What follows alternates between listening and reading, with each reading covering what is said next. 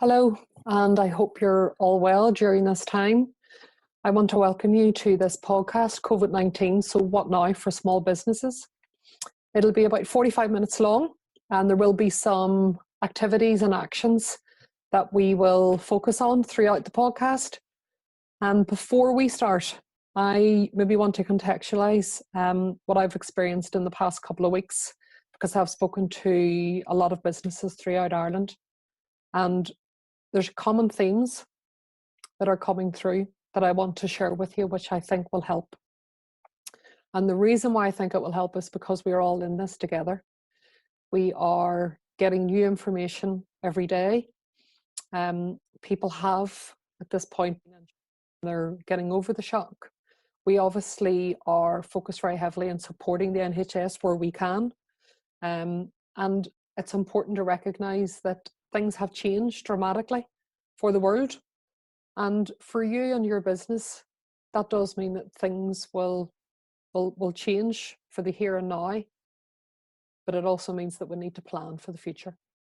And we need to plan how we can support you during this, and also what actions you can take for the immediate, short term, and also the longer term future. So that's what this podcast will cover. And it's important to understand that the actions and activities that I'm suggesting are to help you. And it's to allow you to have, or enable you to have, a bit of control back.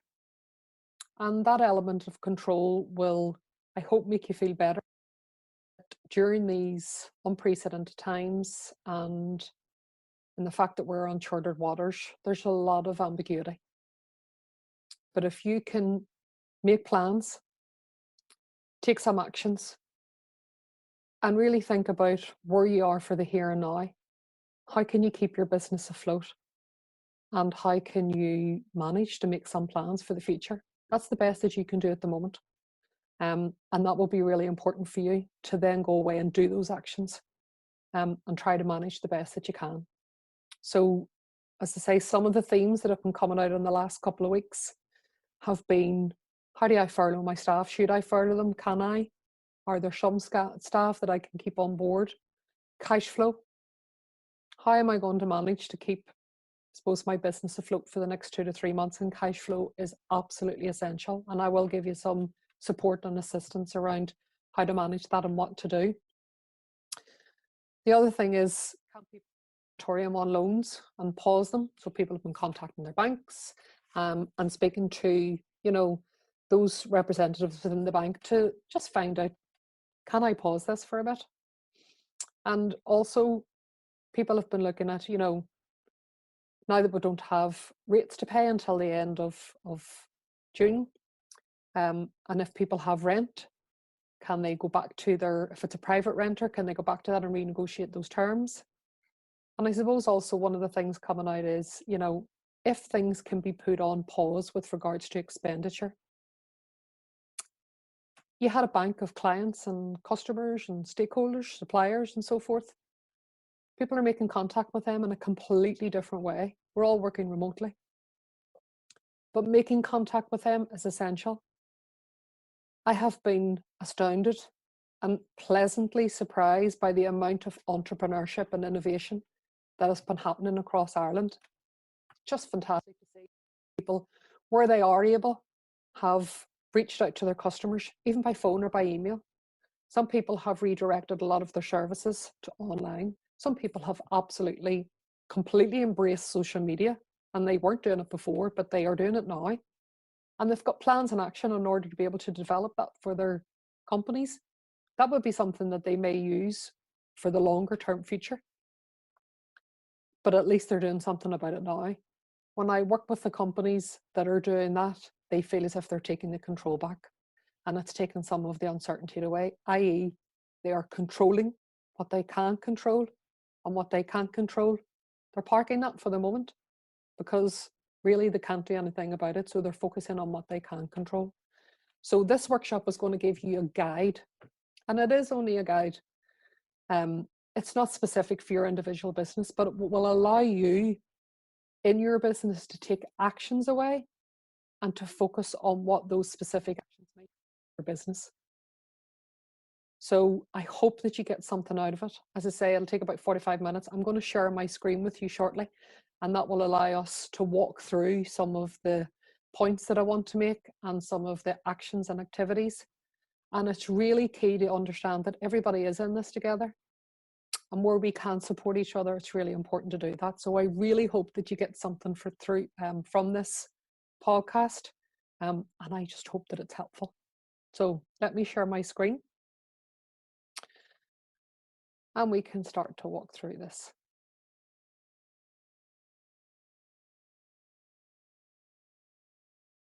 Okay. So what now for small businesses? That's what this is about, 45 minutes. And what's really important is to focus on the aspects of the actions and activities that I'm asking you to consider. So you're very welcome. And let's look at the workshop aims in specific. So it'll equip you to take stock of where your business is now and on the subsequent journey to creating a short-term containment plan. That's important. What do we need to do for the immediate now? And maybe identify some longer-term countermeasures. So we'll provide tools and guidance on cash flow, which is absolutely essential for the next 0 to 6 months. Looking at what those available supports are, and I will give you links to those websites. It's important that you look at those websites every day if you want an update, particularly on the government supports for COVID-19 and the impact of small businesses. Maybe looking at the clarity for employees and what you can advise them, and keeping engaged with your customers and your suppliers. That is absolutely essential at this present moment in time. It's important to know that, and to tell them that you haven't gone away, that you're still here. Give them and share some of your plans with them so that they know what to expect. And during times like this, I think it is important with people, because if your business just, drops off and you're not planning to make contact with your suppliers and your customers, they will just imagine that you've just gone away. But that may not be the case. You might be thinking of re-engaging this in the next 0 to 3 months as you see how things unfold. But I think right now it's important to just make contact with them and let them know that you're still around and what your plans are. That will give them a sense that you're still going to be around to do business with. So a lot of people are still working out what now. The other thing that I have seen in the past couple of weeks is companies have actually moved beyond that. They have assessed their cash flow. They have spoken to their clients, customers, stakeholders, suppliers. They have, I suppose, re-strategized on what they can do for an immediate plan now. There are some questions that are still unanswered. When are we going to do this? What will the future be? Will everything reopen at the same time? Will that be a staggered approach? The answer is we don't know that. So we are still working out for some of those answers, what now? And I guess it's important to know that although we don't have all the answers, where we do have some answers and some response already from government support, and particularly from podcasts like this, you can take some action. And the important thing is to take the action and take some control back.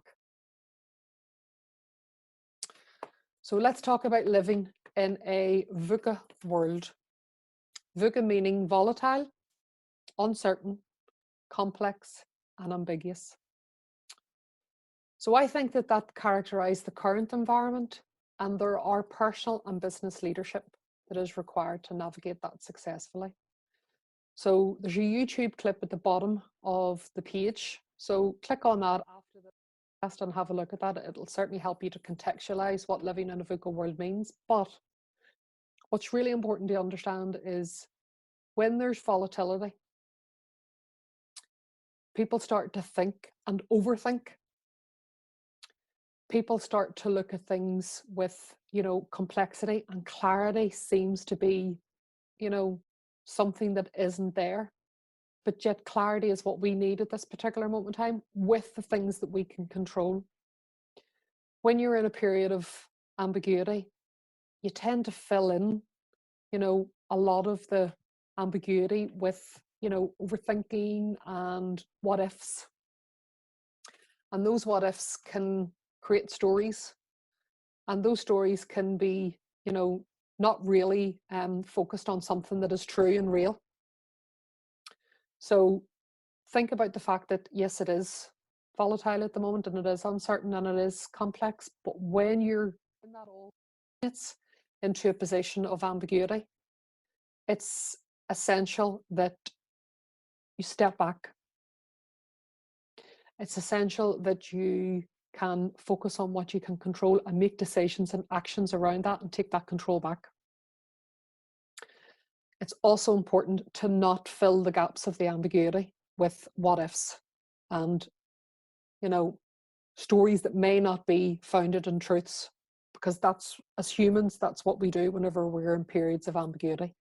So think about the clarification that you need and the actions that you can take right now of what you're in control in. I think it is important to mention well-being because of the situation and people working remotely. It's important to connect, obviously. The other thing is that I had found in the first couple of weeks of this that there was an overconnect. My WhatsApp, my Skype, text messages, etc. It literally just went berserk. And I thought, I'm not going to be able to manage all of these responses. So I don't. What I do is I connect with the people that I absolutely have to. And I pick up every now and again with those people that have sent me texts that I know they're not dependent on me, but I also know that they want to reach out. So, you have to manage that. There has to be a balance of what is right and what is not right. And I do think you need to connect first and foremost with the immediate people if you're looking after anybody, or if you've got elderly parents, or if there's people that are depending on you, just connect with those first and foremost. Keep connected with your work colleagues, even if you're all working remotely, or even if you're on furlough. They are still your colleagues. And for the fact of the time that you could be sitting at one space at 8 a.m. in the morning until maybe, 5 or 6 in the evening, get up and be active and take your daily walk, and just make sure that, you can move, because that will actually lift the mood and it will change the scenery. And the other thing is to take notice. So I know this sounds cliched, but it is the small things during this time that is keeping us going. So the fact that we're based remotely at home has allowed me personally to be able to spend more time with my children, which is great. We're able to bake, we're able to have dinner together, we're able to watch movies together. So maybe some of those things that we took for granted before really do lift the mood at this particular moment in time. And I think it's important to take notice of the bonding that you might be getting. And I know we don't want to be in this position, but it's where we are, and we have to make the best of it while we're going through it. So the other thing is to keep learning. I am a very, very strong advocate of learning, be that in formal education. I do think that it reaffirms your self-belief and your self-esteem, and it helps you to make different plans, better plans going forward for the future. So read, become more self-aware, speak to people, learn through podcasts, or decide that you might want to take up some sort of formal training or learning, whatever that might be. Spend your time wisely and really focus on learning during this time. And actually, we're probably learning every day with the new updates and the new information that's coming through, but it is important to keep learning. And the last thing is to give of your time. So we can do that online, we can do that through our words, but when we are present, just be present, and make sure that our time is of quality. So let's look at the 3 C's. And what might they be? So concern. So I'm going to ask you to define fully what concern might be. And I'm also going to ask you to look at finding the root cause or causes of those concerns and to identify what that might be. The reason why I want you to identify what they are is because I want you to, I suppose, pinpoint what you can do about that and take an action if you can. And therefore, that will bring us to creating a short-term containment plan and also looking at longer-term countermeasures. So my first action for you is to look at the cause and concerns. So create a long list of concerns, and I'm sure there are many that you want to put down, but I'm going to ask you to reduce it to maybe your top 5 priority. And for each of those concerns, identify the cause of them. And if you identify the cause of them, if you can share them with your fellow workers, with your fellow leaders, with your fellow management, they're likely to have the same concerns. If you can't share them with those people at the moment, at least share them with someone if you can, at home, if that's possible. And the information is not too private, but really those list of concerns could be something similar to what I have seen in the past couple of weeks, which is, will I be able to keep my business afloat? Okay, well, let's look to the loans that you have. Can you take a moratorium on those? Let's look to see if, staff, if they can't continue to do what they're doing, are being made temporarily redundant. Should they really be put on furlough? Can I take a business interruption loan? Do I need that? Can I avail of the small business grant for £10,000 that the government is offering at the moment? Is that something that I can apply for? And when we come to later on in this podcast, I will give you, I suppose, some of those links. As I've said, link into those every day and get the up-to-dates. That's important to do. So write the list of concerns down and you list where they're coming from. For those that you can't control, park them. For those that you can control, focus on them and focus on creating an action. Share that action with someone. Use that person as a soundbite. Use them as the second guess in order to be able to ascertain whether you're taking the right action on it. So before I go on to mention cash flow, and we do need to put this into the right context, and I am using that cliche, cash is king. You have a business and you had a business to run. You still do, I hope. And I hope that this podcast will help you to make decisions to reinstate that for the here and now and also to plan for the future. Your cash flow is essential to knowing what should go out with regards to expenditure, should be coming in. And if there's nothing coming in, then you do need to look to the government support and to be able to look to some of those grants and loans that are available. But if you don't understand what your, and I would call it a 100-day plan, what your 100-day plan is now, and also subsequent to that, the next 100-day plan, you won't be able to make rational and decisions with clarity. So it's important to understand the cash flow is king at the moment. So do you need a cash flow plan for the next 3 months? Yes. And I am going to give you an example of one of those. Can your accountant help? I hope so. And if you haven't already been in contact with your accountant, and I know a lot of businesses have, a lot of businesses are working through this right now, but contact your accountant. What is your expenditure for the next 3 months? What were you expecting to come in? Will that still come in? Now that you can park rates for small businesses till the end of June. If you're in private rented accommodation within your business, can you renegotiate that? So look at the expenditure, look at the income, and I will go through that in greater detail, but just reach out to your accountant and say, I need to understand what is my expenditure and what is my income over the next 3 months. So therefore, I need to know what the bottom line is. So if you have the skills in-house, use those. If not, seek someone out to be able to work with you to help you to do that. But you must take action. It's essential that you take action on your cash flow. So let's look at the fundamentals of this. And again, you can come back to this podcast and you can review this particular page and just decide exactly on the incomings, what can I maintain? Is there customer payments that are due into me? Can I maintain those coming in? Is there any grant that I can receive so I can bring money in as soon as I can? And therefore you'll introduce some sort of support for the business. Look at the salary support that the government are offering for furloughed workers, which is really another term for temporarily redundant. And just look at some of the things that you might be able to increase.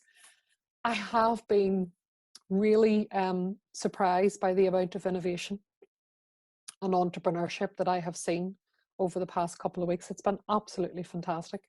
And based on that, you know, people are starting to service people online where they can. If anything can be done remotely, do it. So it's important to know that we are in a different world now, but people are also looking to the future.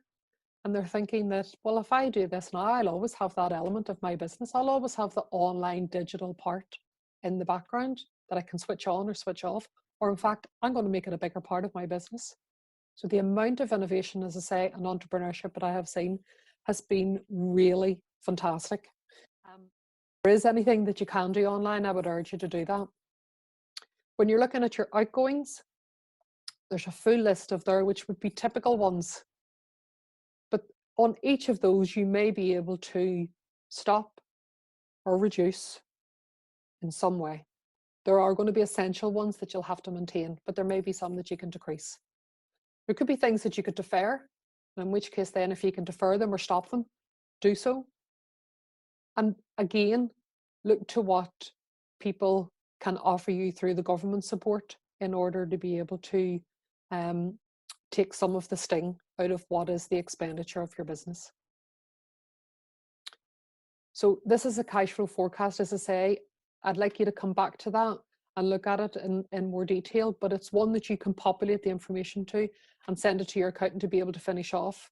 But I want you to think about looking at your money owing and your money owed in a simplistic way.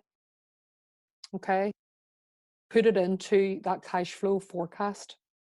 And that will take you, for example, if you were to start it at the end from end of March, it'll take you up until the 15th of June.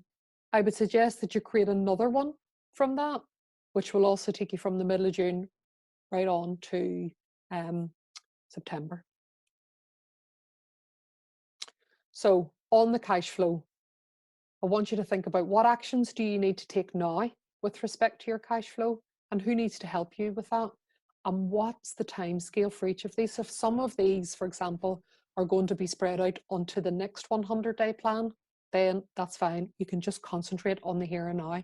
And one of the things that I have found is that those companies that are able to focus on the here and now for a particular moment in time, have got clear plans on that, they're actually able and can move forward with a little bit of ease onto the second 100-day plan.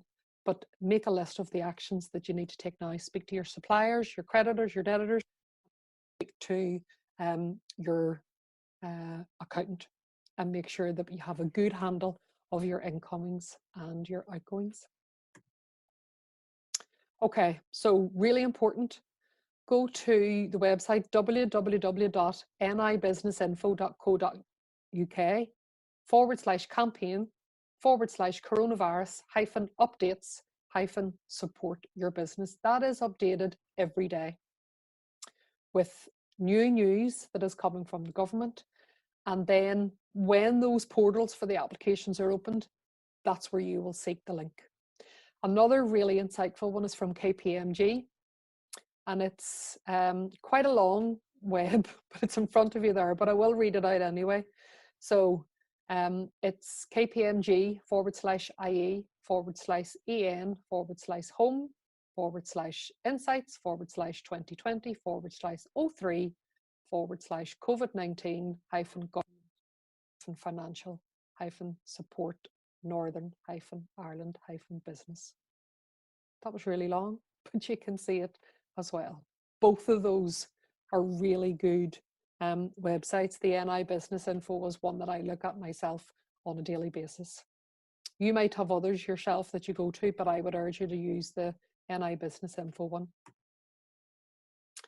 Okay, another action. So if we can look at sources of information, and these sources of information are really around, you know, again, the business information that I have just given out to you, but there are other primary sources of information for you now. Some of those could come from your suppliers. Some of those could come directly from your customers, and some of them should be coming from your accountant. So I want you to think about what are going to be your 3 primary sources of information. I would suggest that getting government updates would be your businessinfo.gov.uk, your accountant, and your stakeholders. And that's primarily, from an order of priority, the rest of the leaders and managers within the business. If that is only you, then you're making those decisions, but you also want to share those with someone, be it your accountant or someone that understands your business and can help you navigate these waters. And the other thing is, what do you need to find, or how can you find further information now? You can go searching online for a lot of this information. So on a daily basis, I'm following Twitter, LinkedIn, the nibusinessinfo.gov.uk, and those are giving me, obviously following, you know, the Sky or BBC or whatever live news streams. But I tend to do that at certain times throughout the day, so I'm not boring myself. So I do it first thing in the morning to make sure that I'm up to date with what's going on, which means that I can go about my daily business. And then the second thing is to be able to then go to it towards the mid of the day and then towards the end of the day to see if there's been any movements on that.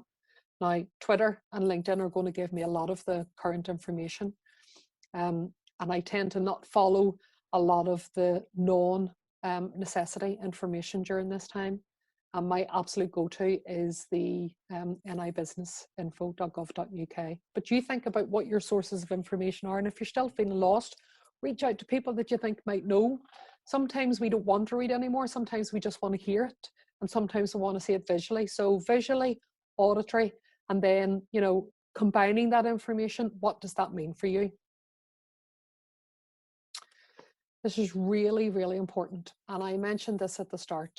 Keeping engaged is essential for, I suppose, your customers and your staff and all of your stakeholders, the rest of your colleagues that exist within your organization. So who do you keep engaged? Who are they? So there's an example. So imagine that you're the person in the middle of that diagram. You're managing the stakeholder management. So the first thing that I would urge you to do is to speak to your customers.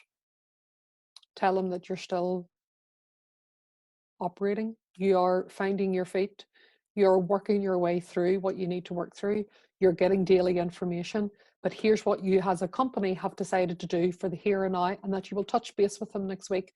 And as you update and as you make further plans, this is what you plan to do. The other thing is talk to your suppliers. If there's any possible of extension on any of your contracts, do so. There's probably a lot of people that are coming back to them and they ask the same question, and they may have an approach on that, but at least ask the question. Your business partners are essential. They need to be on the same page as you. You need to be engaging with them on a daily basis to say, look, we're in this together. We need to steady the ship. These are the decisions we're taking on the cash flow, income and expenditure. These are the decisions that we're taking on how we relate to our customers and our clients. And this is the decisions that we're taking on our suppliers, and generate and delegate a lot of those actions out. So that allows them to be able to come back to you with those actions, so they still feel needed, they still feel wanted. And the most important thing during this is to trust them.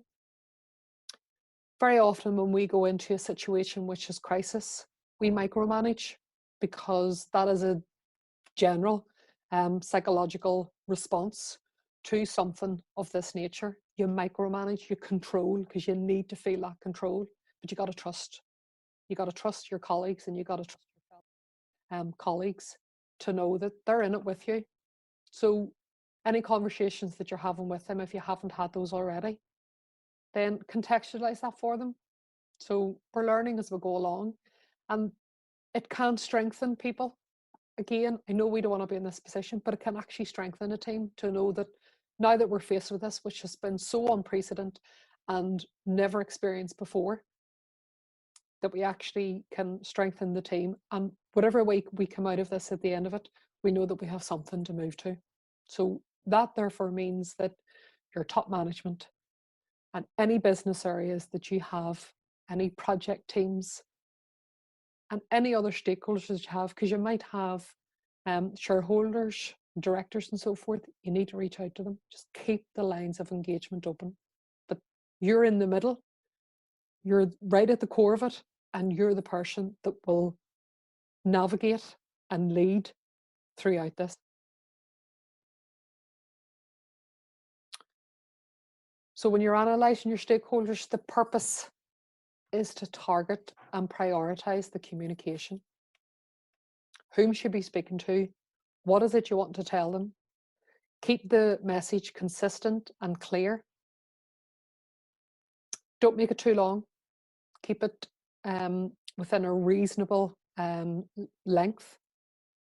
And just think about the degree of interest to you and you having them.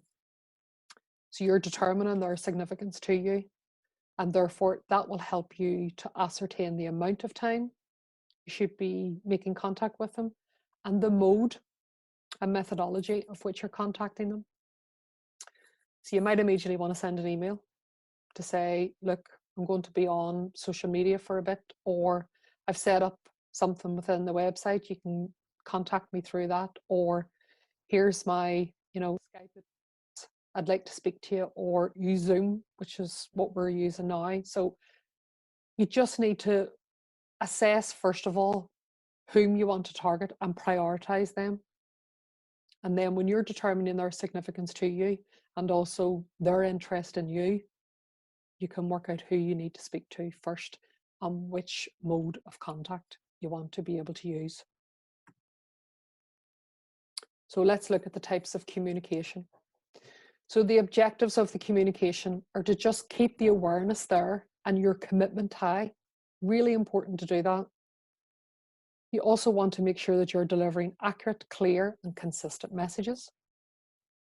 You want to manage those expectations.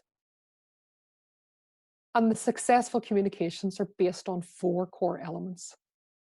Clarity,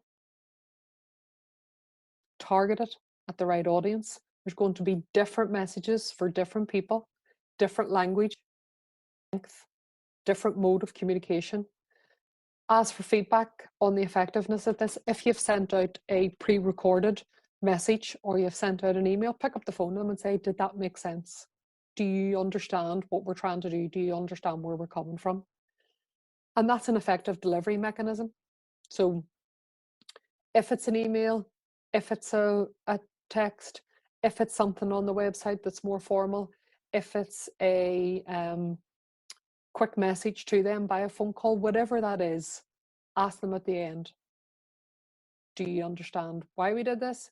And do you get the sense of what the communication is about? But ultimately, you're keeping the lines of engagement open. Your commitment is still there. Your awareness around what is happening is prevalent. Because of this, you're reaching out to them and saying, well, how are you doing? This is how it's impacting us, but what we would like to work with you is X, Y, and Z, be that now or for the future. And make sure that that's reiterated, that you don't just disappear. Manage their expectations. If there's some things that you can't do that you were supposed to do, then they will understand. Manage those expectations. So you have to think about the most effective means that you are engaging with your stakeholders.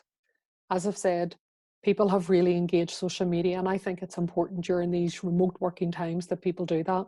There are essential workers out there that are continuing to work. But for us that are running businesses and managing businesses, it's really essential to make sure that your means of communication is effective. So, as I said, social media, which could be anything from Twitter, LinkedIn, Facebook, Instagram, and also for some businesses, Pinterest works. But email, let's look to the basics. Email and telephone call, Skype and Zoom, and there are many others that are like that. But at least through, Skype and Zoom, screens can be shared, people can see you, they can see that you're well, they can see that you're committed to them. And just think about how you are engaging with them and make sure it's as personable as possible. Because as I say, it is something that we are all in together. So I want you to make a list of the people that you need to engage with. Assess and identify the message that you want to give them to. Give that to someone else to see whether someone else needs to read over it and that it's actually hitting the mark. Think about the methods that you're going to use. Think about a follow-up method to inform it and reaffirm it. And just think about the regularity of how you're going to engage with them. Okay. So this is about bringing it all together in a 100-day plan. Right, that's a little bit small at the moment, but you can make this screen bigger. And this is a Excel spreadsheet, which is a typical example. What I am going to do is I'm going to show you this on an Excel so that you can see it a little bit better. Okay, so there you go. So basically this is a project plan, 100-day plans, and you have here plan. You also have a risk log, so you can identify what your risks might be. You can then decide what an issue is. So, think about the difference between a risk and an issue. A risk is something that could happen, and you need to identify that it could happen so that you're prepared for that. An issue is something that has happened and you need to tend to, and you need to deal with that. And therefore, from the issues, you need to have decisions and you need to have the core information. So that's about what's the description of the issue and the decision that you need to make, who agreed it, what's the date, and what's the output of that going to be. But this all starts with a plan. So you can start this plan as if it's from, say, 1st of April or 1st of May, whatever that might be. List out all the key milestones of what it is you want to do and have a date assigned to that. Something like that shared around your team gives them a sense that the leader is in control. The business owner is taking control through these uncharted territories, and that's making me feel really good. You could ask them for their input. You could ask them for their support, which therefore you get onto a Zoom call or a Skype call and you talk about what are our key milestones, what is it that we're looking to do, and just really outline all your different steps. When people see things in chronological order and when they see them with dates attached to them, they know what they're working to, so therefore they can put those dates in their diaries and they can work to those. So they still feel useful, feel trusted, and they still feel part of the business. So a plan like that is essential in order to keep people engaged. So that's bringing it all together in the 100-day plan. And the other thing is a list of actions to support your plan. Now, when people see action plans, they sometimes think that you're micromanaging. So you set the agenda, you look at the action plan and you send it through and you ask for feedback and comments. You don't go through it with everybody, to the point where it is micromanaging. Trust that the people will see the actions through. Touch base with them at your regular intervals and just make sure that they are coming back, but not without you phoning them, all the time, because you didn't do that before. So therefore, why would you do it now? So again, I'll maybe show you this action plan in a larger document so you really see it, but this would be an example. Really simple. What are you going to do now? So think of the 3 things that you can do to improve your performance. So what, how, when, and what support do you need? And that's essential to be able to follow through. But a good plan implemented today is better than a perfect plan implemented tomorrow. I would urge you to get plans done and to look to a first 100-day plan that also has a follow-on cash flow management for 100 days, and to then look beyond that. I can't emphasize enough that with regards to the businesses that I have spoken to, those that are planning beyond that with the things that they can control feel as if they are in control. And that return to a control of my business absolutely installs leadership behaviours, and it installs hope. And it's as simple as that. People have worked years and really long and hard to make sure that they have a successful business. And based on that, then it gives you hope that, you can reinstate, you can reopen. You might have to do things differently, but at least you've got a plan in order to be able to do that. So that's your 100-day plan. And this is finally, before I summarize, this is a checklist for you to revert and go back to once this podcast is over. The first thing is take immediate steps to ensure your own well-being. You're the leader, you're at the helm, and it's essential that you stay well and stay focused and lead the team through the difficulties. Identify your concerns and your causes. And for those that you can control, take a plan, take an action. For those that you can't, park them for the moment. You can't do anything with them. Things will move, things will change. There will become times where you will be able to do something about them. But if it's not right now, then it's not right now. And go to the things that you can control and really focus on those and share those. Make sure that you are, advising what your actions are, what your concerns are, and what you think your actions might be, and check those with people. Really essential, cash flow management actions. You need to know what's coming in. You need to know what's going out.